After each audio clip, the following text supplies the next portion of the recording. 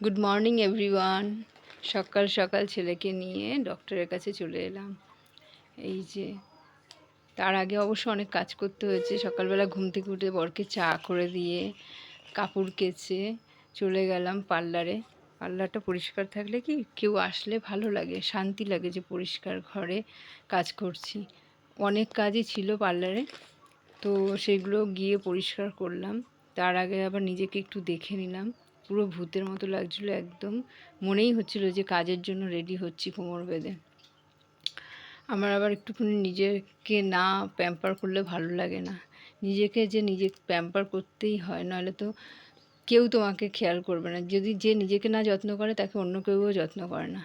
আর এই দেখো আজকে ড্রায়ারটা আমি কীভাবে ইউজ করি। চুলে তো ইউজ করি, আর ছোটো ছোটো চুলগুলো যে এদিক ওদিক ঢুকে যায় না, এরকমভাবে আমি ওটা অন করে করি। যেহেতু সাউন্ডটা মিউট আছে তোমরা বুঝতে পারছো না। ছোটো ছোটো অনেক চুল বেরিয়ে আসে, অনেক কাগজপত্র ছোটো ছোটো টুকরো বেরিয়ে আসে বা কোনো ধুলো। আমি ঘরেও কিন্তু ফার্নিচারের নিচে এরমভাবে ড্রায়ার বা দিয়ে করি। ড্রায়ারটা খুব কাছে শর্টকাটে হয়ে যায়, ভ্যাকুয়াম ক্লিনারটা অনেক খাটনির থাকে। এই যে আয়নার পিছনেও যদি এটা এরমভাবে দিই, তো আয়নার ভেতরে থাকা সমস্ত ঝুলগুলো হয়ে যায়, নষ্ট হয়ে বেরিয়ে আসে। আর এই ফাঁকে ফাঁকেও না ছোটো ছোটো চুলগুলো ঢুকে যায় হেয়ার কাটিংয়ের সময়। তো এরকমভাবে আমি ড্রায়ার দিয়ে পরিষ্কার করে নিই। এই দেখো সবচেয়ে শ্যাম্পু টাফ যেটা এই স্টেশনটা আছে না, শ্যাম্পু স্টেশনের নিচে এরকম চুলগুলো থাকে। বের করা খুব কঠিন। এখানে যদি তো এরমভাবে ড্রায়ার দিয়ে দিই, ড্রায়ারটা দিয়ে অপোজিট দিলে সাইড এর থেকে ভিতরে বেরিয়ে যায়। নোংরাগুলো বেরিয়ে এতে আসে। খুব সুবিধা হয়। তোমরা বাড়িতে ওটা করে দেবে, হাতের চারিদিকে নোংরাগুলো বেরিয়ে আসবে। যেসব জায়গায় আমরা সামনে গ্লাস করা থাকে, সেখানে কিন্তু এই নোংরাগুলো খুব সুন্দরভাবে বেরিয়ে যায়। ফার্নিচার সরিয়ে পরিষ্কার করার দরকার হয় না।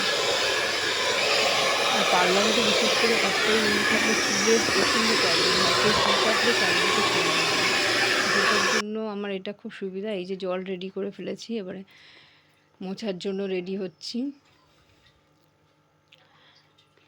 জলের মধ্যে একটুখানি লাইজল দিয়ে নিই।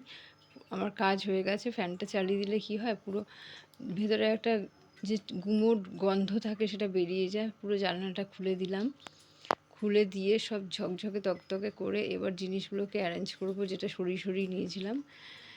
এই পার্লারে আসলে কিন্তু বেশ সময় লাগে, হট করে হয় না যে ছোট জায়গা করে নেবো, হয় না। সব সরিয়ে করতে হয়, যেখানে সেখানে একটু দেরি হয়। যে জায়গাটা জায়গায় রাখলাম। ছেলে সকাল থেকেই বলছে যে খুব গালে ব্যথা করছে। আমি এই প্রথম ওকে দেখলাম একটু গালটা ফুলছে, তাই ভাবলাম কাজটা করে তাড়াতাড়ি। বাড়ির সামনেই হসপিটাল, কিন্তু মর্মান্তিক ভিড় হয়, মর্মান্তিক, মানে বলে বোঝানো যাবে না। তো পার্লারটা আমার গোছানো খুব ইম্পর্ট্যান্ট ছিল।